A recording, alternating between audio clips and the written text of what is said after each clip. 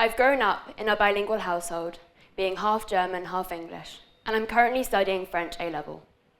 One of my earliest memories is my friends looking at me, utterly bewildered when I spoke to my mum in a different language.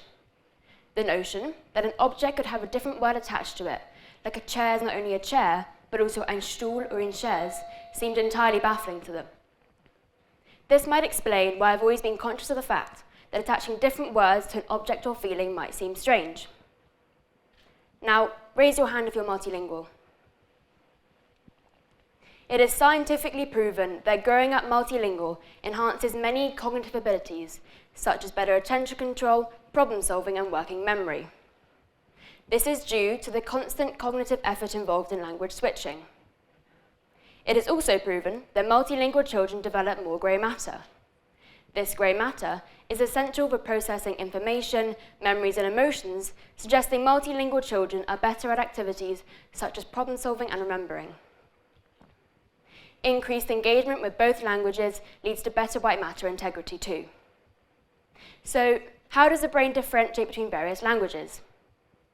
Each language has its distinct patterns and rhythms to which we are attuned to from before birth. The brain uses separate neural circuits for perceiving and producing sounds and detecting contextual cues, such as the person you're speaking to. This activates relevant language networks, which help to verify the correctness of the selected language. An error signal is triggered and a mismatch occurs, which causes a language switch. For example, if the parent I'm speaking to hasn't helped me select which language to speak in, my selective model will compare the patterns of the languages being spoken in the conversation, triggering an error signal and a language switch if need be. I'm fascinated by the brain's ability to select the correct language within a split second. The three main areas involved are Broca's area, which has a role in language production, Wernicke's area, which has a role in language comprehension, and the actual individual connections which join these two areas together to produce seamless language processing. I use my languages alternately in a situation or with different interlocutors during communication. So I speak English with my English dad and German with my German mum. Multilinguals have experience in what's known as cognitive control modulation. This includes goal maintenance, so speaking one language fluently, and interference control, ignoring distractions. These are meant to be less engaged when I quickly switch between my languages in such dense contexts compared to monolinguals. There is a common assumption that some people learn languages better than others. For example, I have a friend who speaks English, Spanish, and French fluently. Her parents are English and Spanish, and she learnt French in school. I have another friend who dropped GCSE German the year before our exams. This might suggest that learning languages similar to our mother tongue might be easier. For example, Spanish has similar linguistic structures to English. Surprisingly, a large influence on our ability to learn a language is our level of confidence.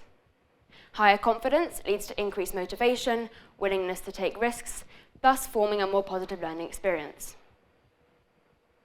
It is widely accepted that it is easier to learn a language as a child rather than as an adult. Children have greater brain neuroplasticity, making the formation of new neural connections a lot easier. Adults have a more specialized brain, making the formation of new neural connections more challenging. Learning methods also play a role in speed of language acquisition. Typically, children learn languages through exposure, immersion and play, absorbing the language naturally without formal instruction, whereas adults do rely on formal instruction and conscious learning methods, which can hinder their learning. Children are also less self-conscious and self-aware when taking risks and making mistakes. Neurodiversity can also play a role in speed of language acquisition. 1 in 7 people in the UK are neurodiverse. A friend of mine, who is dyslexic, experiences differences in the phonological loop aspect of the working memory. This means they have a reduced capacity to hold and manipulate sounds. Processing and distinguishing sounds are key skills needed to learn a language. Dyslexia can also affect the ability to form strong associations between words and their meanings. Therefore, learning new vocabulary can be challenging. However, although a diagnosis like dyslexia can impact speed of language acquisition, it is also important to note that many neurodiverse students achieve top grades at languages, which can provide them with an enormous confidence boost. When it comes to aging, it is scientifically proven that older age multilinguals have more grey matter than a monolingual. This is due to the language and executive control needed and the brain's ability to adapt to the cognitive demands of managing several languages. This strengthens neural connections, leading to the onset of dementia being delayed by as many as 5 years. It is also proven that older age multilinguals have more white matter. This strengthens neural connections, making the transfer of information faster with fewer losses. Being a lifelong multilingual preserves white matter from natural deterioration in older age.